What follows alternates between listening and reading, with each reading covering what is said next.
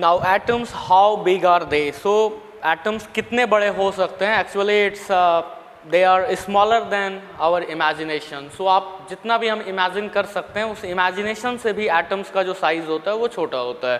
So 1 nanometre is equal to 10 to the power 9 metre. It means 1 nanometre is equal to 1 by 1 to the power 9 0।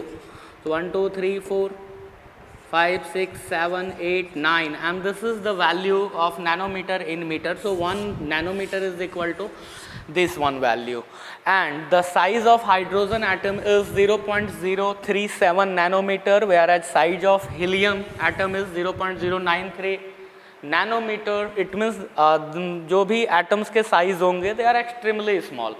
We cannot imagine the smaller particles than the atoms. तो आप atoms के comparison में उनसे ज़्यादा smaller particles के बारे में हम इमेजिन भी नहीं कर सकते हैं, because they are far smaller.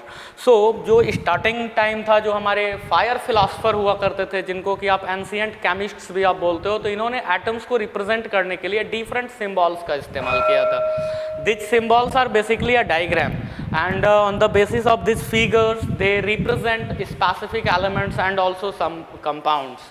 So like gold is represented by this symbol, copper is by again same symbol, and one cross sign is here. So similarly tin is represented by this. So these are represented, जो भी ऐसा symbol represent करते थे तो वो ancient chemist हुआ करते थे, वो actually philosopher थे।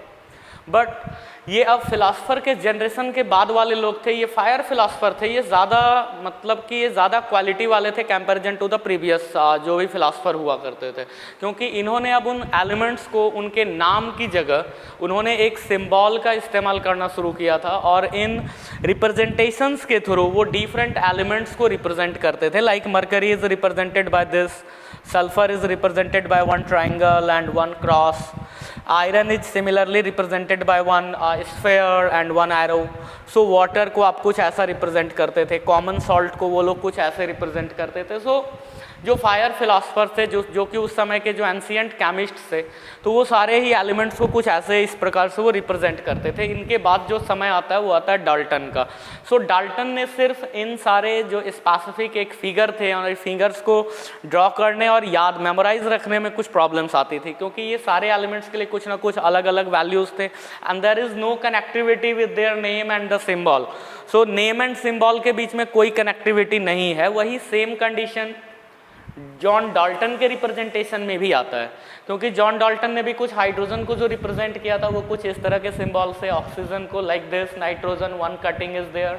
सो कार्बन के केस में one solid ball is used for representation of carbon. Similarly sulphur के लिए उन्होंने यूज़ किया था लाइक दिस, लीड के लिए।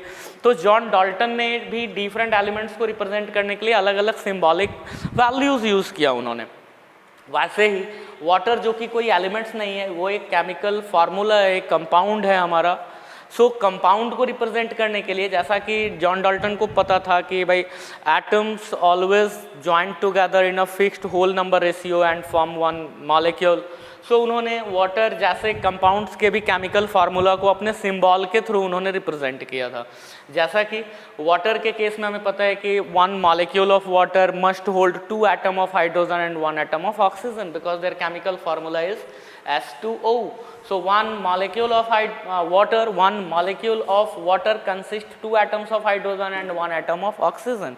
So in their symbol already 2 atoms of hydrogen are here, because hydrogen is represented by this symbol and oxygen is like this. So this one is oxygen here. So this one is representation of water molecule according to John Dalton. So Dalton ने कुछ इस तरह से represent किया था, और जो हमारे फायर केमिस्ट, एल्केमिस्ट थे, जो कि हमारे एंशियंट केमिस्ट थे, उन लोगों ने कुछ इस तरह से इस सारे एलिमेंट्स को इन लोगों ने रिप्रेजेंट किया था।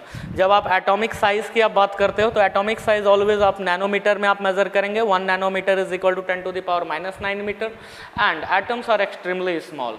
सो we can not imagine the smaller than 1 atom.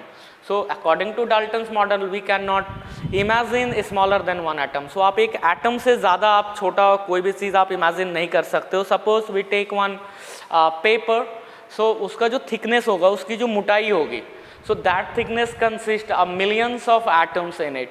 So one tip of nail also consist of millions of atom in their tip. तो उस जो अगर आपके पास एक नेल है, एक काटी है, तो उसका जो नुकीला पार्ट जो होगा तो वहाँ पर वो बहुत ही नुकीला होता है, वो बहुत ही छोटा पार्ट होता है आपका, उसका सर कॉन्टैक्ट एरिया बहुत कम होगा. बट वो जो स्मॉलर कॉन्टैक्ट एरिया है according to us, so that one also consist of millions of atom. So we can imagine how they are smaller. So आप एटम्स को एक्सप्लेन करने के लिए कि वो कितने स्मॉलर हो सकते हैं, आप कुछ एक एक्सपेरिमेंट आप कर सकते हो. जैसा कि प्रीवियस चैप्टर में एक एक्सपेरिमेंट आता है जिसमें कि आप पोटेशियम परमैंगनेट वाला एक्सपेरिमेंट करते हो. Potassium permanganate, that one is KMnO4, potassium permanganate. So when a small piece of potassium permanganate is dissolved in water, then their color becomes pink. When we add a piece of potassium permanganate into 1 liter water, that is 1 liter, their volume is 1 liter here, and a small piece of potassium permanganate is added in this water. So their color becomes pink due to presence of potassium permanganate. Now we will take a 10 ml sample. So only we will take here only 10 ml sample from 1 liter. So from that 1 liter solution of water and potassium permanganate, we will take only 10 ml, and that 10 ml solution again dissolve in 1 liter water. So their color is again found as pink. तो आप देखेंगे कि इसका भी जो colour होगा वो pink ही होता है. Now again separate one small sample, 10 ml sample from this solution and dissolve in 1 liter bucket and 1 liter water. So again the color of the pink solution is remain in this pot also. It means what कि if we dilute this solution infinite times, then their particles are not neglected. आप उसको neglect नहीं कर सकेंगे. वो ऐसा नहीं होगा कि particles यहाँ पे खत्म हो गए, because these are on molecular level their size is very small. So if we take a very small amount of potassium permanganate for dissolving in 1 liter solution, so their particles spreaded over all this solution, and we take just 10 ml. so बहुत सारा particles उस 10 ml वाले में भी आ गया है. आपने फिर से उसको डिसॉल्व करा. डिसॉल्व करने के बाद क्या हुआ कि वो पूरे में फिर से वो स्प्रेड हो गए, because their particles are very small.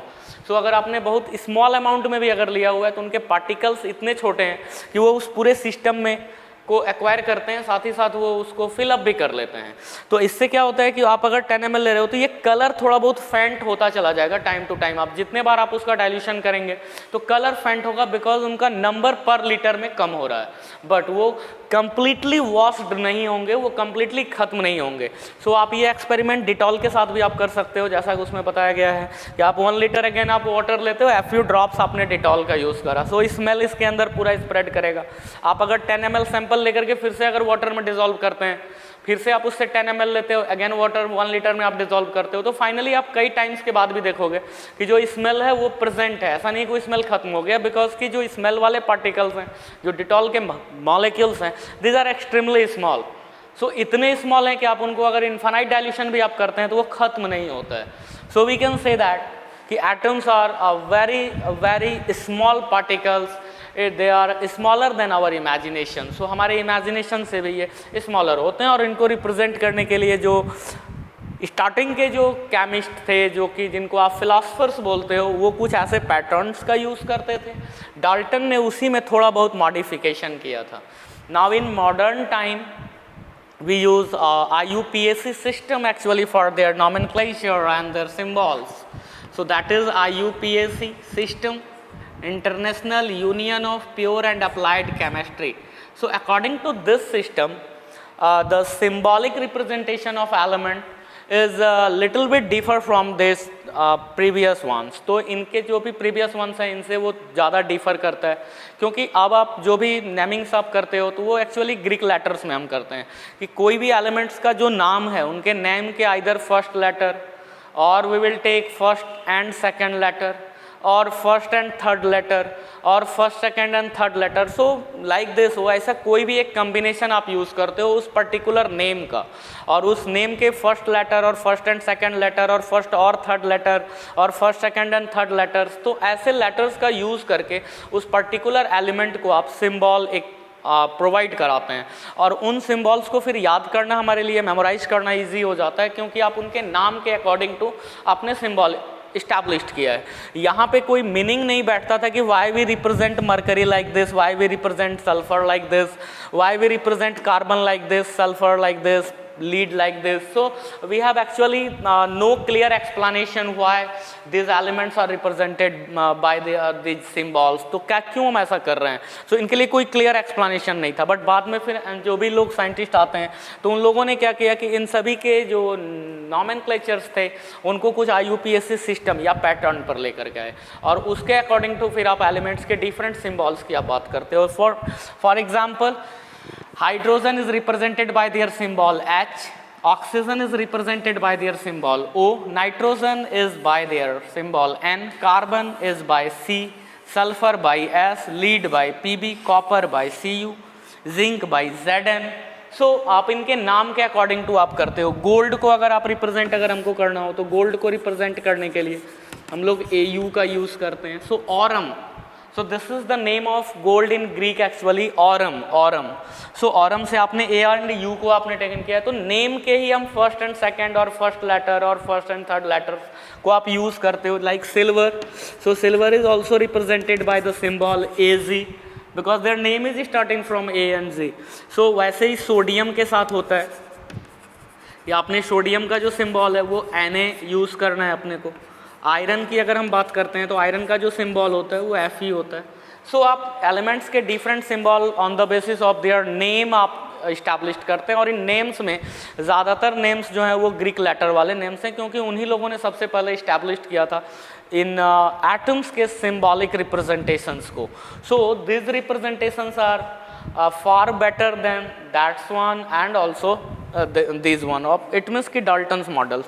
so Dalton और इनके कंपैरिजन में जो ये वाले मॉडल्स हैं ये ज़्यादा बेटर है, because they are based on their particular name and we can answer it कि why their symbol is Au, why their symbol is Ag। so relative atomic mass or about mass, so these particles like atoms and molecules are very small, so their masses are also very small।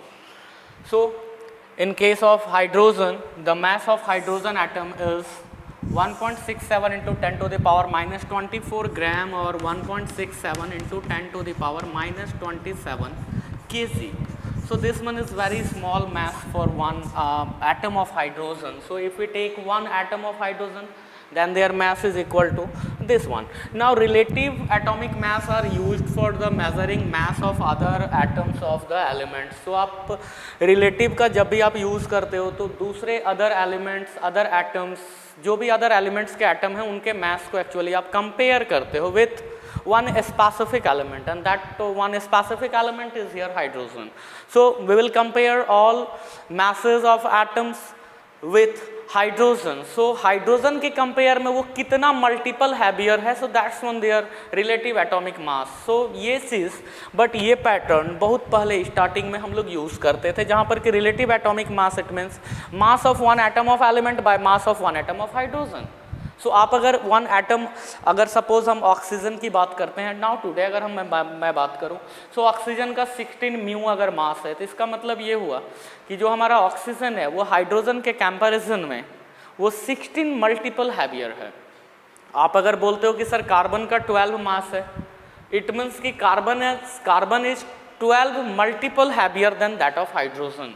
So at that time उस समय में hydrogen से compare करते थे आप, और किसी भी एटम के रिलेटिव मास को आप कैलकुलेट करते थे। जैसे सोडियम की अगर मैं बात करूं तो उसका अगर 23 है, इट मीन्स व्हाट कि sodium is 23 multiple heavier than that of hydrogen atom. So hydrogen atom के कंपैरिजन में वो 23 मल्टीपल हैवियर है।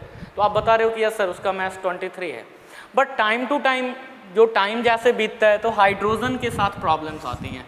क्योंकि अब हाइड्रोजन के जब आप मास की बात कर रहे हो कि मास of one atom of hydrogen, mass of one atom of element divided by mass of one atom of hydrogen, so that's one is the relative atomic mass of that particular element, जैसा कि oxygen के case में हो रहा है, sodium के case में हो रहा है, कार्बन के केस में हो रहा है। बट यहाँ पे प्रॉब्लम्स आती हैं कि हाइड्रोजन्स के जो आइसोटॉप्स जब डिस्कवर होते हैं, so these are H11, H12 and H13. So which hydrogen is used here for calculating the relative atomic mass? It comes in problem. So इनके बाद हाइड्रोजन के बाद तो जब आइसोटॉप्स का डिस्कवरी हो गया तो फिर ये डेफिनेशन में थोड़ा बहुत प्रॉब्लम्स आता है। उसके बाद फिर हम लोग रिलेटिव एटॉमिक मास के लिए एक नया प्रोग्राम, यहाँ पे नए मेथड को यूज़ किया जाता है कि अब हाइड्रोजन को हम यूज़ नहीं करेंगे, हाइड्रोजन की जगह ऑक्सीजन को लिया जाएगा।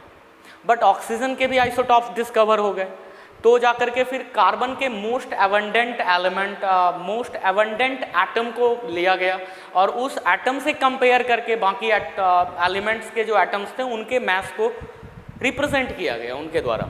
तो उनको आप बोलते हो relative atomic mass. So relative atomic mass of any element, relative atomic mass of any element और atom is equal to mass of, that's one again same here, mass of one atom of element, one atom of element, actually mass of one atom of not only element but mass of one atom of C12 element. So not only any element, आप किसी का भी हम use नहीं करेंगे। So mass of one atom of C12 and it is divided by 12. So C, अब यहाँ पे जो डेफिनेशन है रिलेटिव एटॉमिक मास का, ये क्या बताता है कि कोई भी एक पर्टिकुलर एलिमेंट वो कितना मल्टीपल हैवियर है C12 के 12th पार्ट से। So if we take one atom of carbon and it is divided by 12, that is C12 atom आपको लेना है। सो वैसा कार्बन ही आप लोगे जिसका कि मास 12 है, क्योंकि हमको पता है कि कार्बन के भी 3 डिफरेंट आइसोटॉप्स हैं like C12, C13, C14, but यहाँ पे जो हमको लेना है वो लेना है C12।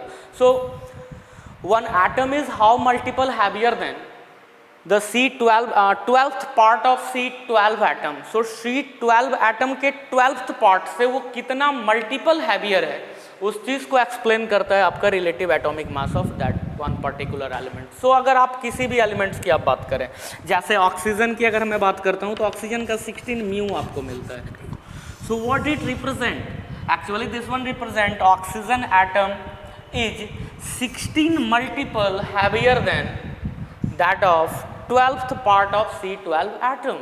So oxygen atom is basically 16 multiple heavier than 12th part of C12 atom. So that's one is the relative atomic mass for that particular element, that's one oxygen.